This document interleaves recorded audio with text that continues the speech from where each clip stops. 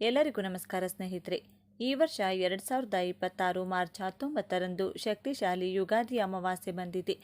ಉಪ್ಪಿನ ಜಾಡಿಯಲ್ಲಿ ಈ 3 ಪದಾರ್ಥಗಳನ್ನು ಬಚ್ಚಿಡಿ. ಉಪ್ಪಿನ ಜಾಡಿಯಲ್ಲಿ ಈ 3 ಪದಾರ್ಥಗಳನ್ನು ಬಚ್ಚಿಡೋದ್ರಿಂದ ನಿಮ್ಮ ಮನೆಯಲ್ಲಿ ಹಣಕಾಸಿನ ಸಮಸ್ಯೆಗಳಿತ್ತು ಅಂದರೆ ಆ ಸಮಸ್ಯೆಗಳೆಲ್ಲ ಸಂಪೂರ್ಣವಾಗಿ ನಿರ್ಮೂಲನೆಯಾಗಿ ಧನಲಾಭವಾಗುತ್ತದೆ. ವೃತ್ತಿ ಜೀವನದಲ್ಲಿ ಪ್ರಗತಿಯನ್ನು ಸಾಧಿಸುತ್ತೀರಾ. ವ್ಯಾಪಾರ ವಹಿವಾಟುಗಳಲ್ಲಿ ಲಾಭಾಂಶವನ್ನು ಸಾಧಿಸುತ್ತೀರಾ. ಸಾಲ ಬಾಧೆಗಳು ನಿವಾರಣೆಯಾಗುತ್ತದೆ. ಕೋಟಿ ಕೋಟಿ ಹಣ ನಿಮ್ಮನ್ನ ಹುಡುಕಿಕೊಂಡು ಬರುತ್ತದೆ. ಆಕಸ್ಮಿಕ ಧನಲಾಭವಾಗುತ್ತೆ ಅಂತಾನೆ ಹೇಳಲಾಗುತ್ತೆ. ಸ್ನೇಹಿತರೆ, ಉಪ್ಪು ಲಕ್ಷ್ಮಿ ಸ್ವರೂಪವಾದಂಥದ್ದು. ಯಾವಾಗಲೂ ಮನೆಯಲ್ಲಿ ಉಪ್ಪು ಖಾಲಿ ಆಗಬಾರ್ದು. ಇನ್ನೇನು ಸ್ವಲ್ಪ ಉಪ್ಪಿದೆ ಅನ್ನುವಾಗಲೇ ಉಪ್ಪನ್ನು ತಂದು ಉಪ್ಪಿನ ಜಾಡಿಯಲ್ಲಿ ಹಾಕಬೇಕು. ಹಾಗೆ ಸ್ನೇಹಿತರೆ, ಉಪ್ಪನ್ನು ನಾವು ಈ ಮಣ್ಣಿನ ಜಾಡಿ, ಪಿಂಗಾಣಿ ಜಾಡಿ ಏನು ಹೇಳ್ತೀವಿ ಆ ಜಾಡಿಯಲ್ಲಿ ಇಟ್ಕೊಳ್ಬೇಕು, ಇಲ್ಲ ಗಾಜಿನ ಬಾಟ್ಲಲ್ಲಿ ಇಟ್ಕೊಳ್ಬೇಕು. ಹಾಗೆ ನೀವು ಯಾವುದೇ ಕಾರಣಕ್ಕೂ ಸ್ಟೀಲ್ ಡಬ್ಬಗಳಲ್ಲಿ, ಪ್ಲಾಸ್ಟಿಕ್ ಡಬ್ಬಗಳಲ್ಲಿ ಉಪ್ಪನ್ನು ಇಡಬಾರ್ದು. ಹಾಗೆ ಗಾಜಿನ ಡಬ್ಬದಲ್ಲಿ ಇಟ್ಟರೂ ಉಪ್ಪು ನಮಗೆ ಬೇರೆಯವರ ಕಣ್ಣಿಗೆ ಗೋಚರಿಸಬಾರದು ಅಂತ ಹೇಳ್ತಾರೆ ಸ್ನೇಹಿತರೆ. ಅಂದರೆ ಮನೆಗೆ ಬೇರೆ ಯಾರೋ ಬಂದಿದ್ದಾಗ ಆ ಉಪ್ಪು ಬೇರೆಯವರಿಗೆ ಕಾಣಿಸಬಾರ್ದು ಅಂತ ಹೇಳ್ತಾರೆ. ಅಂದರೆ ಉಪ್ಪನ್ನು ಒಂದು ಕಡೆ ಸರಿಯಾದ ರೀತಿಯಲ್ಲಿ ಅದಕ್ಕೆ ಒಂದು ಜಾಗ ಅಥವಾ ಒಂದು ಪೀಠ, ಒಂದು ಹಲಿಗೆ, ಒಂದು ಮಣೆ ಏನಾದರೂ ಒಂದನ್ನು ಜಾಗನ ಅರೇಂಜ್ ಮಾಡಿ ಶುದ್ಧವಾದಂಥ ಜಾಗದಲ್ಲಿ ಉಪ್ಪನ್ನು ಇಡಬೇಕು. ಉಪ್ಪು ಲಕ್ಷ್ಮಿ ಸ್ವರೂಪ ಅಂತ ಹೇಳಲಾಗುತ್ತೆ. ಸಮುದ್ರ ಮಂಥನ ಅಂದರೆ ಕ್ಷೀರಸಾಗರ ಮಂಥನದ ಸಂದರ್ಭದಲ್ಲಿ ಲಕ್ಷ್ಮಿಯ ಜನನವಾಯಿತು. ಲಕ್ಷ್ಮಿಯೊಂದಿಗೆ ಸಾಕಷ್ಟು ಒಂದು ವಸ್ತುಗಳು ಕೂಡ ಜನನವಾಯಿತು. ಅದರಲ್ಲಿ ಮುಖ್ಯವಾಗಿ ಪ್ರಧಾನವಾದಂತಹ ವಸ್ತು ಅಂದರೆ ಈ ಕಲ್ಲುಪ್ಪು. ಕಲ್ಲುಪ್ಪು ಲಕ್ಷ್ಮೀ ದೇವಿಯ ಸಹೋದರಿಯ ಸಮಾನ. ಕಲ್ಲುಪ್ಪು ಲಕ್ಷ್ಮಿಗೆ ಅತ್ಯಂತ ಪ್ರೀತಿಕರವಾದಂಥದ್ದು. ಕಲ್ಲುಪ್ಪಿನಲ್ಲಿ ಲಕ್ಷ್ಮಿ ಆಕರ್ಷಿತಳಾಗಿರುತ್ತಾಳೆ, ಲಕ್ಷ್ಮಿ ಲೀನವಾಗಿರುತ್ತಾಳೆ ಅಂತಾನೆ ಹೇಳಲಾಗುತ್ತೆ. ಕಲ್ಲುಪ್ಪು ಯಾವ ಮನೆಯಲ್ಲಿ ಖಾಲಿಯಾಗುತ್ತೋ ಅಲ್ಲಿ ಬಡತನ ಇರುತ್ತೆ. ಕಲ್ಲುಪ್ಪನ್ನು ಯಾರಿಗೂ ಕೂಡ ಸಾಲವಾಗಿ ಕೊಡಬಾರ್ದು ಅಂತ ಹೇಳಲಾಗುತ್ತೆ. ಕಲ್ಲುಪ್ಪನ್ನು ಕೈಗೆ ಕೊಡಬಾರ್ದು ಅಂತಾನು ಹೇಳ್ತಾರೆ. ಹಣ ನಿಲ್ಲೋದಿಲ್ಲ ಅನ್ನೋ ಒಂದು ಸೂಚನೆಗಳನ್ನು ನಮ್ಮ ಹಿರಿಯರು ಮುಂಚೆಯಿಂದನೂ ಕೂಡ ತಿಳಿದುಕೊಂಡು ಬಂದಿದ್ದಾರೆ. ಕಲ್ಲುಪ್ಪಿನಿಂದ ಯಾವುದೇ ರೀತಿಯ ತಂತ್ರಗಳನ್ನು, ಪರಿಹಾರಗಳನ್ನು ಮಾಡಿಕೊಂಡ್ರೆ 100% ಅದು ನಮಗೆ ಸಕ್ಸಸ್ಸನ್ನು ಕೊಡುತ್ತೆ. ಉಪ್ಪು ಆಹಾರದಲ್ಲಿನ ರುಚಿಯನ್ನು ಹೇಗೆ ಹೆಚ್ಚಿಸುತ್ತೋ ಅದೇ ರೀತಿಯಲ್ಲಿ ನಮಗಾಗಿರುವಂತಹ ದೋಷಗಳನ್ನು ನಿವಾರಣೆ ಮಾಡುವಂಥ ಶಕ್ತಿ ಉಪ್ಪಿಗಿದೆ. ಹಾಗಾಗಿ ನಮ್ಮ ಹಿರಿಯರು ಉಪ್ಪಿನಿಂದ ದೃಷ್ಟಿ ದೋಷಗಳನ್ನು ನಿವಾರಣೆ ಮಾಡ್ತಾ ಇದ್ರು. ಅದೇ ರೀತಿಯಿಂದ ಅನಾದಿ ಕಾಲದಿಂದ ಒಂದಷ್ಟು ಜನರು ಉಪ್ಪಿನಿಂದ ತಂತ್ರಗಳನ್ನು ಮಾಡಿಕೊಂಡಿದ್ದಾರೆ. ಈ ತಂತ್ರಗಳ ಮುಖಾಂತರವಾಗಿ ಲಕ್ಷ್ಮಿಯನ್ನು ಆಕರ್ಷಣೆ ಮಾಡಿ ಹಿಡಿದಿಟ್ಟುಕೊಂಡಿದ್ದಾರೆ ಅಂತಾನೆ ಹೇಳ್ಬೋದು. ಲಕ್ಷ್ಮಿ ಈ ಉಪ್ಪಿನಲ್ಲಿ ಇರೋದ್ರಿಂದ ಈ ಉಪ್ಪಿನಲ್ಲಿ ನಾವು ಮಾಡುವಂಥ ಈ ಪರಿಹಾರಗಳು ಲಕ್ಷ್ಮಿಯನ್ನು ಆಕರ್ಷಿಸುತ್ತೆ. ಮನೆಗೆ ಲಕ್ಷ್ಮಿ ಬಂದು ಕುಳಿತು ನೀವು ಬೇಡಿದ ವರಗಳನ್ನು ಕರುಣಿಸ್ತಾಳೆ ಅಂತಾನೆ ಹೇಳಲಾಗುತ್ತೆ. ಹಾಗಾಗಿ ಕಲ್ಲುಪ್ಪಿನಿಂದ ಈ ಪರಿಹಾರವನ್ನು ತಪ್ಪದೆ ಪ್ರತಿಯೊಬ್ಬರೂ ಕೂಡ ಮಾಡಿಕೊಳ್ಬೇಕಾಗುತ್ತೆ. ಉಪ್ಪಿಗೋಸ್ಕರ ಜಾಡಿಯನ್ನು ಇಟ್ಕೊಳ್ಳಿ. ಜಾಡಿ ಶುಭ್ರವಾಗಿರುವಂತೆ ಗಮನದಲ್ಲಿಟ್ಕೊಳ್ಳಿ. ಹಾಗೆ ಪ್ರತಿ ಶುಕ್ರವಾರ ನೀವು ಪೂಜಿಸುವಂತಹ ಸಂದರ್ಭದಲ್ಲಿ ನಿಮ್ಮ ಉಪ್ಪಿನ ಜಾಡಿಗೂ ಕೂಡ ಒಂದು ಧೂಪ ದೀಪವನ್ನು ಅಂದರೆ ಒಂದು ಊದ್ಬತ್ತಿಯನ್ನು ಬೆಳಗಿ ಒಂದು ನಮಸ್ಕಾರ ಮಾಡಿಕೊಳ್ಳಿ. ಉಪ್ಪಿನ ಜಾಡಿ ಮೇಲೆ ಒಂದು ಪುಷ್ಪವನ್ನಾದರೂ ಇಟ್ಟು ನಮಸ್ಕರಿಸಿಕೊಳ್ಳಿ. ಈ ಒಂದು ತಂತ್ರವನ್ನು ಮಾಡಿದ ನಂತರ 100% ಲಕ್ಷ್ಮಿ ನಿಮ್ಮ ಮನೆಯಲ್ಲಿ ನಿಮ್ಮನ್ನು ಆಶೀರ್ವದಿಸುತ್ತಾಳೆ, ಹಣದ ಮಳೆಯನ್ನು ಸುರಿಸ್ತಾಳೆ ಅಂತಾನೆ ಹೇಳಲಾಗುತ್ತೆ. ಉಪ್ಪಿನ ಜಾಡಿಯಲ್ಲಿ ಯಾವ ಪದಾರ್ಥವನ್ನು ಇಡಬೇಕು ಅಂತಂದರೆ, ಮೊದಲನೆಯದಾಗಿ ಈ ಒಂದು ಪರಿಹಾರಕ್ಕೆ ನೀವು ಮಾಡಿಕೊಳ್ಬೇಕಾಗಿರೋದು ಹಳದಿ ಬಣ್ಣದ ಬಟ್ಟೆಯನ್ನು, ಒಂದು ಚಿಕ್ಕದಾದ ಬಟ್ಟೆಯನ್ನು ತೆಗೆದುಕೊಳ್ಳಿ. ಒಂದು ಚಿಕ್ಕ ಅಂಗೈ ಅಗಲದ ಬಟ್ಟೆಯನ್ನು ತೆಗೆದುಕೊಳ್ಳಿ. ಶುದ್ಧವಾಗಿರುವಂತಹ ಬಟ್ಟೆ ಆಗಿರಬೇಕು. ಯಾವುದೇ ಹಳೆ ಬಟ್ಟೆಯನ್ನು ಉಪಯೋಗಿಸಬೇಡಿ. ಶುದ್ಧವಾಗಿರೋ ಹಳದಿ ಬಣ್ಣದ ಬಟ್ಟೆಯನ್ನು ತೆಗೆದುಕೊಳ್ಳಿ. ಹಳದಿ ಬಣ್ಣ ಬಟ್ಟೆ ಇಲ್ಲ ಅಂದರೆ ಬಿಳಿ ಬಣ್ಣದ ಬಟ್ಟೆಯನ್ನು ತೆಗೆದುಕೊಂಡು ಅದನ್ನು ತೊಳೆದು ಅದಕ್ಕೆ ಅರಿಶಿನವನ್ನು ಲೇಪನ ಮಾಡಿ, ಅಂದರೆ ಅರಿಶಿನದ ನೀರಿನಲ್ಲಿ ಅದ್ದಿ ಚೆನ್ನಾಗಿ ಒಣಗಿಸಬೇಕು. ಹಸಿ ಇರಬಾರದು, ತೇವಾಂಶ ಇರಬಾರದು, ಚೆನ್ನಾಗಿ ಒಣಗಿಸಿ ಇಟ್ಕೊಳ್ಬೇಕು. ಆ ನಂತರವಾಗಿ ಈ ಒಂದು ಬಟ್ಟೆಯ ಮೇಲೆ ₹1 ನಾಣ್ಯ, 5 ಏಲಕ್ಕಿ, 5 ಅಡಿಕೆ, ಈ 3 ಪದಾರ್ಥ ಇಷ್ಟೇ ಸಾಕು ಸ್ನೇಹಿತರೆ. ಈ ₹1 ನಾಣ್ಯ ಏನಿದೆ ನೋಡಿ, ಲಕ್ಷ್ಮಿ ಸ್ವರೂಪವಾದಂಥದ್ದು. ಈ 5 ಅಡಿಕೆ ಲಕ್ಷ್ಮಿ ಸ್ವರೂಪವಾದಂಥದ್ದು. ಈ 5 ಏಲಕ್ಕಿ ಲಕ್ಷ್ಮಿ ಸ್ವರೂಪವಾದಂಥದ್ದು. ಲಕ್ಷ್ಮಿಯನ್ನು ಆಕರ್ಷಿಸುವಂತಹ ವಸ್ತುಗಳು ಇವು. ಲಕ್ಷ್ಮಿಗೆ ಅತ್ಯಂತ ಪ್ರೀತಿಕರವಾದಂಥ ವಸ್ತುಗಳು. ಹಾಗಾಗಿ ಈ 3 ಪದಾರ್ಥಗಳನ್ನು ಗಂಟನ್ನಾಗಿ ಹಾಕ್ಕೊಳ್ಳಿ. ನೀವೇನಾದರೂ ಮನಿ ಅಟ್ರಾಕ್ಷನ್ಗೆ ಮಾಡ್ಕೊಳ್ತಾ ಇದ್ದೀವಿ ಅಂದರೆ ಈ ರೀತಿ ಮಾಡ್ಕೊಳ್ಳಿ. ಚಿನ್ನವನ್ನು ಆಕರ್ಷಣೆ ಮಾಡ್ಕೊಳ್ಬೇಕು.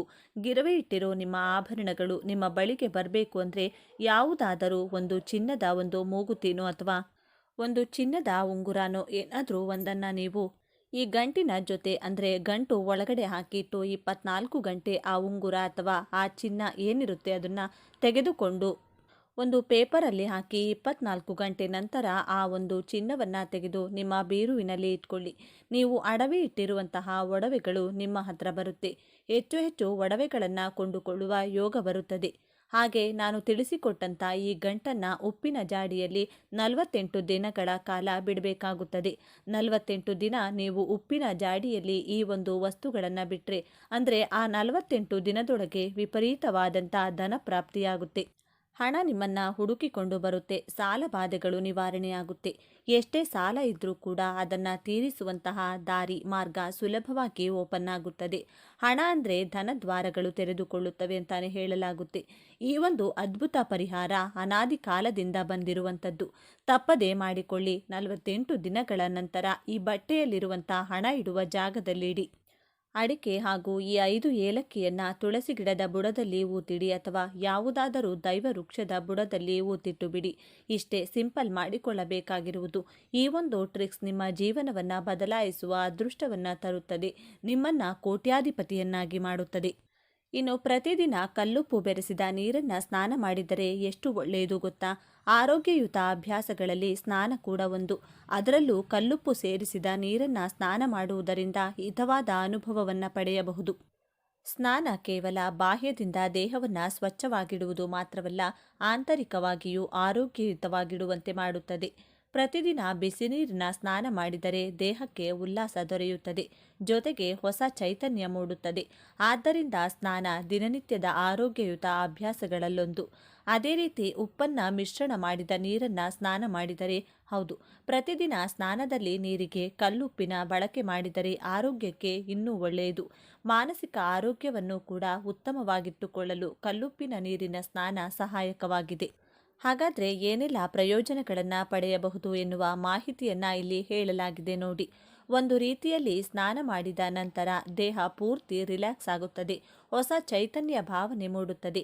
ಅದೇ ತೆರನಾದ ಪ್ರಯೋಜನವನ್ನು ನೀರಿಗೆ ಕಲ್ಲುಪ್ಪು ಸೇರಿಸಿ ಸ್ನಾನ ಮಾಡಿದಾಗ ಕೂಡ ದೊರೆಯುತ್ತದೆ. ಅಲ್ಲದೆ ಇದು ಒತ್ತಡವನ್ನು ನಿವಾರಿಸುತ್ತದೆ ಮತ್ತು ನಿಮ್ಮ ದೇಹ ಮತ್ತು ಮನಸ್ಸನ್ನು ಬಹಳ ಶಾಂತಿಯುತ ರೀತಿಯಲ್ಲಿರುವಂತೆ ಮಾಡುತ್ತದೆ. ನಿಮ್ಮ ಚರ್ಮವನ್ನು ಮೃದು ಮತ್ತು ಹೊಳಪಾಗಿರುವಂತೆ ಮಾಡುತ್ತದೆ. ಎನರ್ಜಿಯನ್ನು ಹೆಚ್ಚಿಸುತ್ತದೆ. ನಮ್ಮ ದೇಹ ಮತ್ತು ಮನಸ್ಸನ್ನು ವಿಶ್ರಾಂತಿ ಮಾಡುವುದರ ಹೊರತಾಗಿ ಉಪ್ಪನ್ನು ಸೇರಿಸಿ ಸ್ನಾನ ಮಾಡಿದಾಗ ಶಕ್ತಿಯ ಮಟ್ಟವನ್ನು ಹೆಚ್ಚಿಸುತ್ತವೆ ಮತ್ತು ಹಿತವಾದ ಸ್ನಾನವು ನೋವು ಮತ್ತು ಒತ್ತಡದ ಮನಸ್ಸಿಗೆ ಚಿಕಿತ್ಸೆ ನೀಡುತ್ತದೆ. ಮೃದುವಾದ ಚರ್ಮ ಮತ್ತು ಶಾಂತ ಮನಸ್ಸನ್ನು ನೀಡುತ್ತದೆ. ಮೆಗ್ನೀಷಿಯಂ ಹೊಂದಿರುವ ಲವಣಗಳ ಯುಕ್ತ ಸ್ನಾನವು ಆರೋಗ್ಯ ಉತ್ತಮವಾಗಿಸಲು ಹೆಚ್ಚು ಪರಿಣಾಮಕಾರಿಯಾಗಿದೆ. ಉತ್ತಮ ನಿದ್ದೆ. ಕೆಲವರು ಸಂಜೆ ಸ್ನಾನ ಮಾಡುತ್ತಾರೆ. ಹೀಗಿದ್ದಾಗ ಆದಷ್ಟು ನೀರಿಗೆ ಉಪ್ಪನ್ನು ಸೇರಿಸಿ ಸ್ನಾನ ಮಾಡಿ. ಇದರಿಂದ ರಾತ್ರಿ ಚೆನ್ನಾಗಿ ನಿದ್ದೆ ಬರುತ್ತದೆ. ಸಾಮಾನ್ಯವಾಗಿ ಉತ್ತಮ ಸ್ನಾನವು ಉತ್ತಮ ನಿದ್ರೆಗೆ ಕಾರಣವಾಗುತ್ತದೆ. ಸ್ನಾನದ ಲವಣಗಳ ಬಳಕೆಯ ಉತ್ತಮ ನಿದ್ರೆಯು ಪಡೆಯಲು ನಿಮಗೆ ಸಹಾಯ ಮಾಡುತ್ತದೆ. ಇದು ನಿದ್ರಾಹೀನತೆ ನಿವಾರಿಸಲು ಸಹಾಯ ಮಾಡುತ್ತದೆ. ಹೀಗಾಗಿ ಉಪ್ಪು ಯುಕ್ತ ನೀರಿನ ಸ್ನಾನ ದೇಹಕ್ಕೆ ಆರಾಮದಾಯಕ ಅನುಭವವನ್ನು ನೀಡುತ್ತದೆ. ಉಪ್ಪು ನೀರಿನ ಸ್ನಾನಕ್ಕೆ ಹೀಗೆ ಮಾಡಿ. ಸ್ನಾನಕ್ಕೆ ಕಲ್ಲುಪ್ಪನ್ನು ಮಾತ್ರ ಬಳಸಿ. ಅದು ಅಯೋಡಿನ್ ಯುಕ್ತ ಉಪ್ಪಾಗಿದ್ದರೆ ಇನ್ನೂ ಒಳ್ಳೆಯದು. ಸುಲಭವಾಗಿ ನೀರಿನಲ್ಲಿ ಕರಗುತ್ತದೆ ಕೂಡ. ಒಂದು ಬಕೆಟ್ ನೀರಿಗೆ 2 ಅಥವಾ 3 ಟೀ ಸ್ಪೂನ್ ಉಪ್ಪನ್ನು ಸೇರಿಸಿಬಿಡಿ. ಬೇಗನೆ ಕರಗುತ್ತದೆ. ನಂತರ ಸ್ನಾನ ಮಾಡಿ. ಈ ವರ್ಷ 2026 ಮಾರ್ಚ್ 19ರಂದು ವಿಶೇಷ ಶಕ್ತಿಶಾಲಿ ಯುಗಾದಿ ಅಮಾವಾಸ್ಯೆ ಬಂದಿದೆ. ಯುಗಾದಿ ಅಮಾವಾಸ್ಯೆಯಂದು ತ್ರಿವೇಣಿ ಯೋಗದ ಶುಭ ಯೋಗವು ರೂಪುಗೊಳ್ಳುತ್ತಿದ್ದು, ಇದರಿಂದಾಗಿ ಕೆಲವು ರಾಶಿಗಳಿಗೆ ಒಳ್ಳೆಯ ದಿನಗಳು ಪ್ರಾರಂಭವಾಗಬಹುದು. ಆ ಲಕ್ಕಿ ರಾಶಿಗಳು ಯಾವುವು ಎಂಬುದನ್ನು ನೋಡೋಣ. ಹಾಗೆ ಈ ದಿನ ಈ ಕೆಲಸಗಳನ್ನು ಮಾಡಿದರೆ ಸರ್ವ ವಿಧವಾದ ಪಾಪಕರ್ಮಗಳು ಕಳೆದು ಪಿತೃಗಳ ಕೃಪೆಗೆ ಪಾತ್ರರಾಗಬಹುದು. ಈ ದಿನ ಯಾವ ವಿಶೇಷ ದೀಪವನ್ನು ಬೆಳಗಿಸಬೇಕು, ಎಳ್ಳಿನಿಂದ ಯಾವ ಕೆಲಸವನ್ನು ಮಾಡಬೇಕು ಮತ್ತು ಮನೆ ಒರೆಸುವ ನೀರಿಗೆ ಯಾವ ವಸ್ತುಗಳನ್ನು ಬೆರೆಸಿ ಒರೆಸಬೇಕು ಅಂತ ಇವತ್ತಿನ ಈ ವಿಡಿಯೋದಲ್ಲಿ ಸಂಪೂರ್ಣವಾಗಿ ತಿಳಿಸಿಕೊಡ್ತೀವಿ. ಅದಕ್ಕೂ ಮುಂಚೆ ನೀವಿನ್ನು ಚಾನಲ್ಗೆ ಸಬ್ಸ್ಕ್ರೈಬ್ ಆಗಿಲ್ಲ ಅಂದರೆ ಈಗಲೇ ಸಬ್ಸ್ಕ್ರೈಬ್ ಆಗಿ, ಹಾಗೆ ವಿಡಿಯೋಗೆ ಲೈಕ್ ಮಾಡಿ, ವಿಡಿಯೋ ಸ್ಕಿಪ್ ಮಾಡದೆ ಕೊನೆ ತನಕ ನೋಡಿ. ಎಲ್ಲರೂ ಭಕ್ತಿಯಿಂದ ಓಂ ನಮಃ ಶಿವಾಯ ಅಂತ ಕಮೆಂಟ್ ಮಾಡಿ. ವೃಷಭ ರಾಶಿ. ಈ ದಿನ ತ್ರಿವೇಣಿ ಯೋಗವು ನಿಮಗೆ ಪ್ರಯೋಜನಕಾರಿ ಎಂದು ಸಾಬೀತುಪಡಿಸಬಹುದು. ಏಕೆಂದರೆ ಈ ಸಂಯೋಗವು ನಿಮ್ಮ ರಾಶಿಚಕ್ರ ಚಿಹ್ನೆಯಿಂದ 9ನೇ ಮನೆಯಲ್ಲಿ ರೂಪುಗೊಳ್ಳುತ್ತದೆ. ಆದ್ದರಿಂದ ಈ ಸಮಯದಲ್ಲಿ ನೀವು ಧಾರ್ಮಿಕ ಮತ್ತು ಶುಭ ಕಾರ್ಯಕ್ರಮಗಳಲ್ಲಿ ಭಾಗವಹಿಸಬಹುದು. ಹಾಗೆಯೇ ನಿಮ್ಮ ಪೂರ್ವಜರ ಆಸ್ತಿಯಿಂದ ನೀವು ಪ್ರಯೋಜನಗಳನ್ನು ಪಡೆಯಲಿದ್ದೀರಿ. ಉದ್ಯೋಗಿಗಳಿಗೆ ಸಮಯ ತುಂಬ ಒಳ್ಳೆಯದಾಗಿರುತ್ತದೆ. ಅವರು ತಮ್ಮ ಕೆಲಸದ ಕ್ಷೇತ್ರದಲ್ಲಿ ದೊಡ್ಡ ಯಶಸ್ಸನ್ನು ಪಡೆಯಬಹುದು. ಅದೇ ಸಮಯದಲ್ಲಿ ನೀವು ಕೆಲಸ ಅಥವಾ ವ್ಯವಹಾರಕ್ಕೆ ಸಂಬಂಧಿಸಿದಂತೆ ಪ್ರಯಾಣಿಸಬಹುದು. ಈ ಸಮಯದಲ್ಲಿ ನಿಮ್ಮ ಆಸೆಗಳು ಈಡೇರುತ್ತವೆ. ಮಕರ ರಾಶಿಯವರಿಗೆ ಈ ದಿನ ಮಕರ ರಾಶಿಯವರಿಗೆ ಜನರ ತ್ರಿವೇಣಿ ಸಂಗಮ. ಮಕರ ರಾಶಿಯವರಿಗೆ ಈ ದಿನ ಮಕರ ರಾಶಿ ಚಕ್ರದ ಜನರಿಗೆ ತ್ರಿವೇಣಿ ಯೋಗದ ರಚನೆಯು ಶುಭವೆಂದು ಸಾಬೀತುಪಡಿಸಬಹುದು. ಏಕೆಂದರೆ ಈ ಕಾಕತಾಳೀಯವು ನಿಮ್ಮ ರಾಶಿ ಚಕ್ರದ ಲಗ್ನ ಮನೆಯಲ್ಲಿ ರೂಪುಗೊಳ್ಳಲಿದೆ. ಆದ್ದರಿಂದ ಈ ಸಮಯದಲ್ಲಿ ನಿಮ್ಮ ವ್ಯಕ್ತಿತ್ವವು ಪ್ರಭಾವಶಾಲಿಯಾಗುತ್ತದೆ. ಅಲ್ಲದೆ ಈ ಸಮಯದಲ್ಲಿ ನಿಮ್ಮ ಆತ್ಮವಿಶ್ವಾಸ ಹೆಚ್ಚಾಗುತ್ತದೆ. ಅಲ್ಲಿ ನಿಮ್ಮ ಕೆಲಸದ ಸ್ಥಳದಲ್ಲಿ ನೀವು ಸಾಕಷ್ಟು ಪ್ರಗತಿಯನ್ನು ಪಡೆಯಬಹುದು. ನಿಮಗೆ ಯಶಸ್ಸಿಗೆ ಹೊಸ ಅವಕಾಶಗಳು ಸಿಗುತ್ತವೆ. ಅದು ನಿಮಗೆ ಫಲಪ್ರದವಾಗಿರುತ್ತದೆ. ಜನರಲ್ಲಿ ವಿಶೇಷ ಗುರುತನ್ನು ಸೃಷ್ಟಿಸುತ್ತದೆ. ಅಲ್ಲದೆ ನಿಮ್ಮ ಜೀವನದಲ್ಲಿ ಸಕಾರಾತ್ಮಕ ಬದಲಾವಣೆಯನ್ನು ನೀವು ನೋಡುತ್ತೀರಿ. ಈ ಅವಧಿಯಲ್ಲಿ ವ್ಯಾಪಾರಿಗಳು ಸಹ ಭಾರೀ ಲಾಭವನ್ನು ಪಡೆಯುತ್ತಾರೆ. ನಿಮ್ಮ ವೈವಾಹಿಕ ಜೀವನ ಅದ್ಭುತವಾಗಿರುತ್ತದೆ. ತುಲಾರಾಶಿ ಈ ದಿನ ತ್ರಿವೇಣಿ ಯೋಗದ ರಚನೆಯು ನಿಮಗೆ ಅನುಕೂಲಕರವೆಂದು ಸಾಬೀತುಪಡಿಸಬಹುದು. ಏಕೆಂದರೆ ಈ ಯೋಗವು ನಿಮ್ಮ ರಾಶಿ ಚಕ್ರದ 4ನೇ ಮನೆಯಲ್ಲಿ ರೂಪುಗೊಳ್ಳಲಿದೆ. ಆದ್ದರಿಂದ ಈ ಸಮಯದಲ್ಲಿ ನೀವು ಭೌತಿಕ ಸುಖಗಳನ್ನು ಪಡೆಯಬಹುದು. ಈ ಸಮಯದಲ್ಲಿ ನೀವು ವಾಹನ ಅಥವಾ ಆಸ್ತಿಯನ್ನು ಖರೀದಿಸಬಹುದು. ಸಂಪತ್ತು ಹೆಚ್ಚಾಗುವ ಸಾಧ್ಯತೆ ಇದೆ. ಮನೆ ಮತ್ತು ಕುಟುಂಬದಲ್ಲಿ ಸಂತೋಷದ ವಾತಾವರಣ ಇರುತ್ತದೆ. ನೀವು ಸೌಕರ್ಯಗಳು ಮತ್ತು ಐಷಾರಾಮಿಗಳನ್ನು ಆನಂದಿಸಲು ಸಾಧ್ಯವಾಗುತ್ತದೆ. ಅಲ್ಲದೆ ಉದ್ಯೋಗಿಗಳಿಗೆ ಕೆಲಸದ ಸ್ಥಳದಲ್ಲಿ ಕೆಲವು ಹೊಸ ಜವಾಬ್ದಾರಿಗಳು ಸಿಗಬಹುದು. ಅದೇ ಸಮಯದಲ್ಲಿ ನಿಮ್ಮ ತಾಯಿಯೊಂದಿಗಿನ ನಿಮ್ಮ ಸಂಬಂಧವು ಬಲವಾಗಿರುತ್ತದೆ. ಮೇಷರಾಶಿಯವರಿಗೆ ಈ ದಿನವೂ ಪ್ರಯೋಜನಕಾರಿಯಾಗಿದೆ. ಜೀವನದಲ್ಲಿ ಸಂತೋಷ ಇರುತ್ತದೆ. ಪ್ರತಿಯೊಂದು ಕೆಲಸದಲ್ಲೂ ಯಶಸ್ಸನ್ನು ಸಾಧಿಸಲು ಸಾಧ್ಯವಾಗುತ್ತದೆ. ಆರ್ಥಿಕ ಪರಿಸ್ಥಿತಿಯನ್ನು ಸುಧಾರಿಸುವ ಸಂಪತ್ತು ಹೆಚ್ಚಾಗುವ ಸಾಧ್ಯತೆಗಳಿವೆ. ನೀವು ಸಂಬಂಧಿಕರನ್ನು ಭೇಟಿ ಮಾಡಬಹುದು. ನೀವು ಧಾರ್ಮಿಕ ಚಟುವಟಿಕೆಗಳಲ್ಲಿ ಆಸಕ್ತಿ ಹೊಂದಿರುತ್ತೀರಿ ಮತ್ತು ಆಧ್ಯಾತ್ಮಿಕತೆಯ ಬಗ್ಗೆ ವಿಶೇಷ ಆಸಕ್ತಿ ಹೆಚ್ಚಾಗುತ್ತದೆ. ಪತಿ ಪತ್ನಿಯರ ಬಾಂಧವ್ಯ ಸುಧಾರಿಸಲಿದೆ. ಶುಭ ಕಾರ್ಯಗಳು ನಡೆಯಬಹುದು. ನೀವು ಬಹಳ ದಿನಗಳಿಂದ ಮಾಡಲು ಸಾಧ್ಯವಾಗದ ಕೆಲಸವು ಪೂರ್ಣಗೊಳ್ಳುತ್ತದೆ ಮತ್ತು ಯಶಸ್ವಿಯಾಗಿ ಮಾಡಲಾಗುತ್ತದೆ. ಇನ್ನು ಈ ದಿನದಂದು ಎಳ್ಳನ್ನು ಬಳಸಿಕೊಂಡು ತರ್ಪಣ ನೀಡಿದರೆ ಪಿತೃಗಳ ಅನುಗ್ರಹದಿಂದ 21 ವಿಧವಾದ ಪಿತೃದೋಷಗಳು, ಪಿತೃಶಾಪಗಳು ದೂರವಾಗಿ ಪಿತೃಗಳ ಕೃಪೆ ಇಡೀ ಕುಟುಂಬಕ್ಕೆ, ನಿಮ್ಮ ವಂಶಕ್ಕೆ ಪ್ರಾಪ್ತಿಯಾಗುತ್ತದೆ. ಯಾರಾದರೂ ಸರಿ ನಿಮ್ಮ ಪಿತೃಗಳ ಹೆಸರನ್ನು ಹೇಳುತ್ತಾ ನಿಮ್ಮ ಹೆಬ್ಬೆರಳು ಹಾಗೂ ತೋರು ಬೆರಳುಗಳ ಮಧ್ಯೆ ನೀರಿಗೆ ಎಳ್ಳನ್ನು ಬೆರೆಸಿ ಆ ನೀರು ದಕ್ಷಿಣ ದಿಕ್ಕಿಗೆ ಹರಿಯುವ ಹಾಗೆ ತರ್ಪಣವನ್ನು ನೀಡಬೇಕು. ಪಿತೃಗಳ ಕೃಪೆ ಇಲ್ಲವೆಂದರೆ ನಾನಾ ಕಷ್ಟಗಳನ್ನು ಅನುಭವಿಸಬೇಕಾಗುತ್ತದೆ. ಸಾಮಾನ್ಯವಾಗಿ ಈ ದಿನ ಪಿತೃಗಳ ಸ್ಮರಣೆಯನ್ನು ಮಾಡಿಕೊಳ್ಳಬೇಕು. ಆದರೆ ಈ ದಿನ ಪಿತೃಗಳ ಕಾರ್ಯ ಸ್ಮರಣೆಯನ್ನು ಮಾಡಿದರೆ ಅದು ಎಂಥದ್ದೇ ಪಿತೃದೋಷ, ಪಿತೃಶಾಪಗಳು ಇದ್ದರೂ ಸುಲಭವಾಗಿ ದೂರವಾಗಿ ಪಿತೃಗಳ ಸಂಪೂರ್ಣ ಅನುಗ್ರಹ ಇಡೀ ಕುಟುಂಬಕ್ಕೆ ಪ್ರಾಪ್ತಿಯಾಗುತ್ತದೆ. ಈ ದಿನ ದೇವಾಲಯದಲ್ಲಿರುವಂಥ ಅರಳಿ ವೃಕ್ಷದ ಮುಂದೆ ಜಲದಿಂದ ಶುಚಿ ಮಾಡಿ ಅಕ್ಕಿ ಹಿಟ್ಟಿನಿಂದ ಚಿಕ್ಕ ರಂಗೋಲಿಯನ್ನು ಬರೆದು ಅದರ ಮೇಲೆ ಒಂದು ದೊಡ್ಡ ಮಣ್ಣಿನ ದೀಪವನ್ನು ಇಟ್ಟು ಸಾಸಿವೆ ಎಣ್ಣೆಯನ್ನು ಹಾಕಿ 2 ಬತ್ತಿಗಳನ್ನು ಒಂದು ಬತ್ತಿಯಾಗಿ ಮಾಡಿ ಅದೇ ರೀತಿ 12 ಬತ್ತಿಗಳನ್ನು ಬಿಡಿ ಬಿಡಿಯಾಗಿ ಜೋಡಿಸಿ ದೀಪಾರಾಧನೆಯನ್ನು ಮಾಡಬೇಕು. ಇದರಿಂದಲೂ ಕೂಡ ಜಾತಕ ದೋಷಗಳು, ಪಿತೃದೋಷಗಳು ಬಹಳ ಸುಲಭವಾಗಿ ದೂರವಾಗುತ್ತೆ.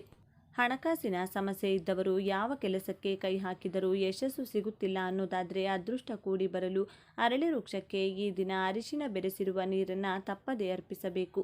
ಇದರಿಂದ ಯಾವುದೇ ಅಡೆತಡೆಗಳಿದ್ದರೂ ದೂರವಾಗಿ ಎಲ್ಲ ಕೆಲಸದಲ್ಲೂ ಲಾಭ ಹಾಗೂ ಅದೃಷ್ಟ ಕೂಡಿ ಬರುತ್ತದೆ. ಈ ದಿನ ಸ್ವಯಂ ಪಾಕ ದಾನ ನೀಡಿ.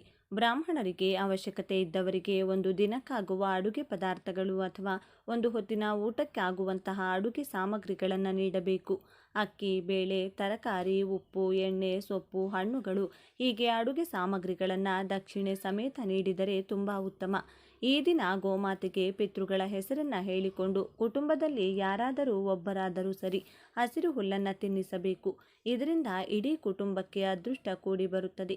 ಪಿತೃದೋಷ ದೂರವಾಗುತ್ತದೆ.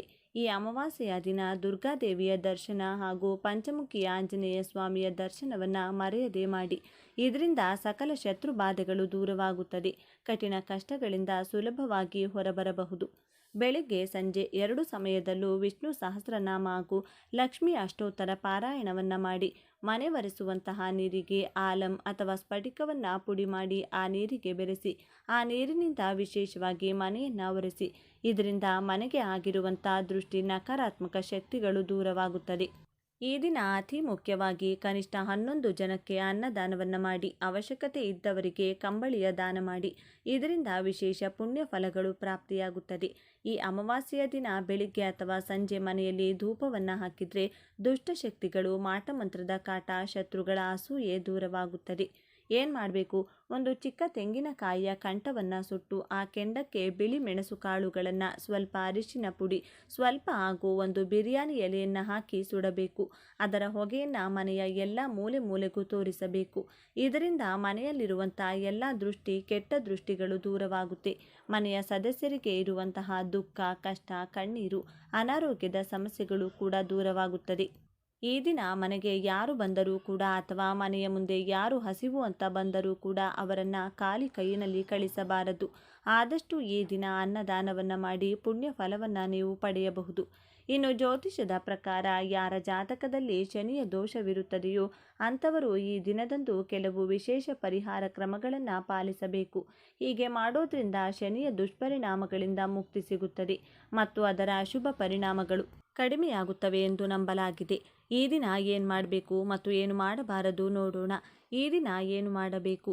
ಶನಿದೇವನ ಆಶೀರ್ವಾದ ಪಡೆಯಲು ಶನಿದೇವನ ಮುಂದೆ ಸಾಸಿವೆ ಎಣ್ಣೆಯ ದೀಪವನ್ನು ಬೆಳಗಿಸಬೇಕು. ಅದಕ್ಕೆ ಕಡಲೆ ಹಿಟ್ಟು ಮತ್ತು ಸ್ವಲ್ಪ ಕಪ್ಪು ಎಳ್ಳು ಸೇರಿಸಿ, ಅಗತ್ಯವಿರುವವರಿಗೆ ಕಪ್ಪು ಎಳ್ಳು, ಕಪ್ಪು ಕಂಬಳಿ, ಕರಿಬೇವು ಮತ್ತು ಕಪ್ಪು ಬಟ್ಟೆಗಳನ್ನು ದಾನ ಮಾಡಿ. ಈ ದಿನ ಅಶ್ವತ್ಥ ವೃಕ್ಷವನ್ನು 7 ಬಾರಿ ಪ್ರದಕ್ಷಿಣೆ ಹಾಕಿ ಅದರ ಮುಂದೆ ದೀಪ ಹಚ್ಚಬೇಕು. ಈ ದಿನ ಕಪ್ಪು ನಾಯಿಗೆ ಸಾಸಿವೆ ಎಣ್ಣೆ ಸವರಿದ ಬ್ರೆಡ್ ತಿನ್ನಿಸಬೇಕು. ಈ ದಿನದಂದು ಶಮಿ ವೃಕ್ಷವನ್ನು ಪೂಜಿಸುವುದು ಬಹಳ ಪವಿತ್ರವೆಂದು ಪರಿಗಣಿಸಲಾಗಿದೆ. ಶನಿ ಅಮಾವಾಸ್ಯೆಯಂದು ಗಂಗಾ ನದಿಯಲ್ಲಿ ಸ್ನಾನ ಮಾಡುವುದರಿಂದ ಪಾಪಗಳು ತೊಳೆಯಲ್ಪಡುತ್ತವೆ ಎಂದು ನಂಬಲಾಗಿದೆ. ಬೆಲ್ಲ ಮತ್ತು ಕಡಲೆಕಾಯಿಯನ್ನು ಹನುಮಂತನಿಗೆ ಅರ್ಪಿಸಬೇಕು.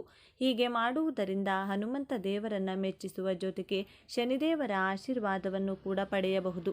ಈ ದಿನ ಏನು ಮಾಡಬಾರದು? ಈ ದಿನ ಮಾಂಸ ಮತ್ತು ಮದ್ಯ ಸೇವಿಸಬಾರದು. ಈ ದಿನ ನಿಮ್ಮ ಪೂರ್ವಜರನ್ನು ಮತ್ತು ಹಿರಿಯರನ್ನು ಅವಮಾನಿಸಬೇಡಿ.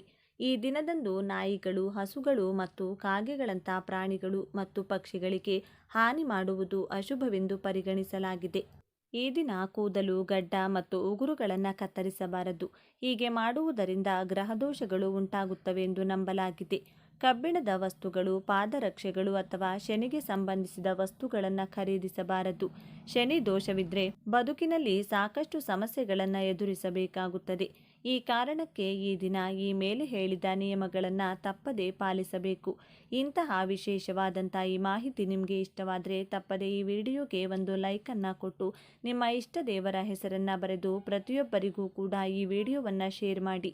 ಎಲ್ಲರೂ ಭಕ್ತಿಯಿಂದ ಓಂ ಶ್ರೀ ಶನೇಶ್ವರ ನಮಃ ಅಂತ ಕಮೆಂಟ್ ಮಾಡಿ. ಧನ್ಯವಾದಗಳು.